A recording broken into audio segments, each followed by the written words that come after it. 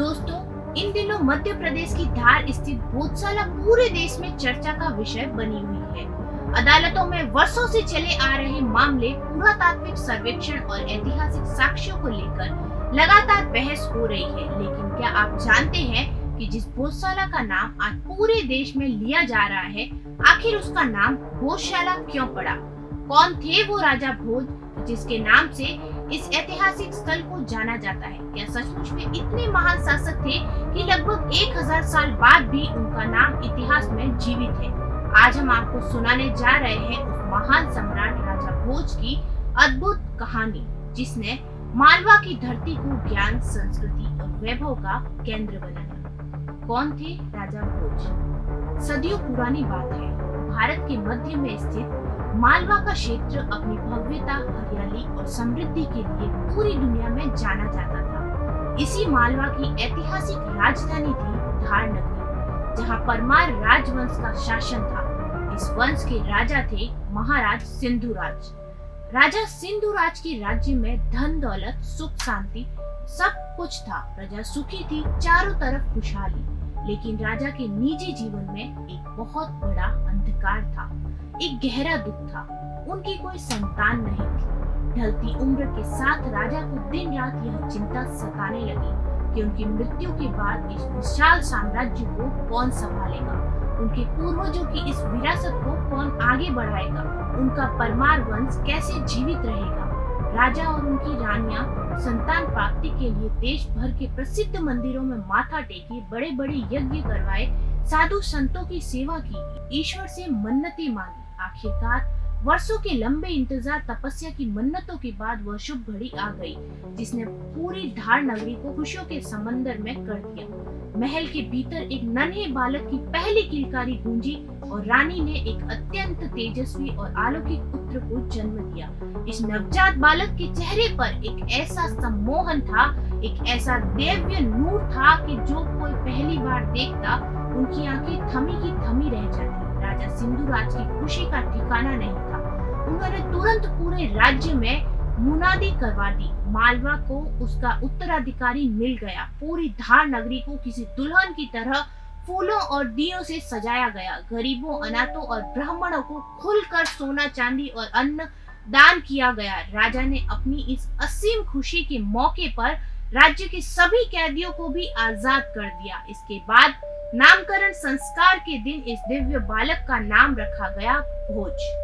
बालक भोज के जन्म के कुछ दिनों बाद महाराज सिंधुराज ने अपने राज्य और देश के सबसे ज्ञानी प्रकांड पंडित और त्रिकालदर्शी ज्योतिष को राज दरबार में आमंत्रित किया। राजा चाहते थे कि वे बालक भोज की कुंडली बनाए, उनकी हस्तरेखा देखे, उनके भविष्य के बारे में विस्तार से बताए। दरबार के बीचों बीच बैठकर ज्योतिष ने जब बालक के जन्म का समय, तिथि, नक्षत्र और आकाश में ग्रहों की स्थिति की गणना करना शुरू किया, तो देखते ही देखते माहौल में एक अजीब सा सन्नाटा छा गया। ज्योतिषियों के चेहरों पर भाव तेजी से बदलने लगे। उनकी आंखें फटी की फटी रह गई। वे आपस में धीरे धीरे फुसफुसाने लगे और गंभीर विचार में डूब गए। कुछ ही पलों में उनके माथे पर चिंता और आश्चर्य के पसीने की बूंदें बहने लगी। यह सब देखकर राजा सिंधुराज का दिल बैठने लगा। वे पूरी तरह चिंतित हो गए। उन्होंने अपने सिंहासन से खड़े होकर घबराकर पूछा, हे श्रेष्ठ ब्राह्मणों, आखिरकार क्या बात है? क्या मेरे पुत्र के जीवन पर गंभीर संकट आने वाला है? क्या उसके भाग्य में कोई अमंगल लिखा है? आप सब इस तरह मौन क्यों हो गए? कृपया मुझे सच बताइए। तब ज्योतिषियों ने प्रमुख हाथ जोड़कर कांपती हुई लेकिन गंभीर आवाज में कहा, नहीं महाराज, संकट नहीं, यह तो एक ऐसा महासंयोग है जो सदियों में केवल एकाध बार ही धरती पर घटित होता है। इस बालक की कुंडली में कोई साधारण इंसान की कुंडली नहीं है। इसके ग्रह नक्षत्र चीख चीख कर कह रहे हैं कि यह बालक आने वाले समय में केवल मालवा का ही नहीं बल्कि पूरे भारतवर्ष का चक्रवर्ती सम्राट बनेगा। ज्योतिष ने अपनी उंगलियों पर ग्रहों की दूरी की गणना करते हुए कहा कि महाराज ध्यान से सुनिए, यह बालक जब बड़ा होगा तो इतना प्रतापी और शक्तिशाली योद्धा बनेगा कि मालवा की सीमाएं दक्कन से लेकर उत्तर तक विशाल हिमालय पहाड़ियों तक फैल जाएगी। इसकी बुद्धि इतनी तेज होगी कि इसके विवेक के सामने दुनिया के बड़े से बड़े विद्वान पंडित पानी भरेंगे। हमारी ज्योतिष की गणना कहती है कि यह बालक पूरे 55 वर्ष 7 महीने और 3 दिन तक धरती पर बिना किसी बाधा के अखंड राज करेगा। इसका न्याय, इसकी दानवीरता और इसकी वीरता का यश इतिहास के पन्नों में हमेशा के लिए अमर हो जाएगा। यह अद्भुत भविष्यवाणी सुनकर राजा सिंधुराज की आंखों में खुशी से आंसू छलक आए। उन्हें लगा कि उनके जीवन का सबसे बड़ा सपना आज पूरा हो गया। लेकिन राजा इस बात से पूरी तरह अनजान थे कि यह गौरवशाली भविष्यवाणी उनके कलेजे के टुकड़े के लिए सबसे बड़ा काल बनने वाली थी। उसी भरे दरबार में महल के एक खंबे की ओट से खड़ा एक व्यक्ति इस पूरी भविष्यवाणी को बहुत ही ध्यान से सुन रहा था और उसके चेहरे पर ईर्ष्या, लालच और नफरत के काले बादल मंडरा रहे थे। यह व्यक्ति कोई बाहरी दुश्मन नहीं बल्कि राजा सिंधुराज का अपना सगा छोटा भाई और बालक भोज का सगा चाचा वाकपति मुंज था। मुंज एक बहुत ही शक्तिशाली, चतुर, कूटनीतिज्ञ और महत्वाकांक्षी योद्धा था। उसके मन में लंबे समय से मालवा के वैभवशाली सिंहासन को हड़पने की तीव्र इच्छा दबी हुई थी।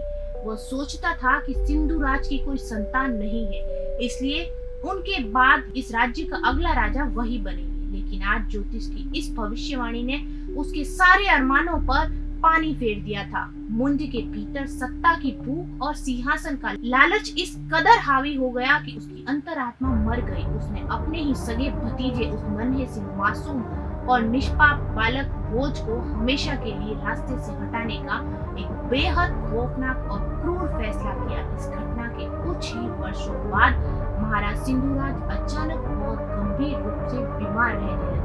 वैद्यों के लाख इलाज के बाद उनका स्वास्थ्य सुधर नहीं रहा था।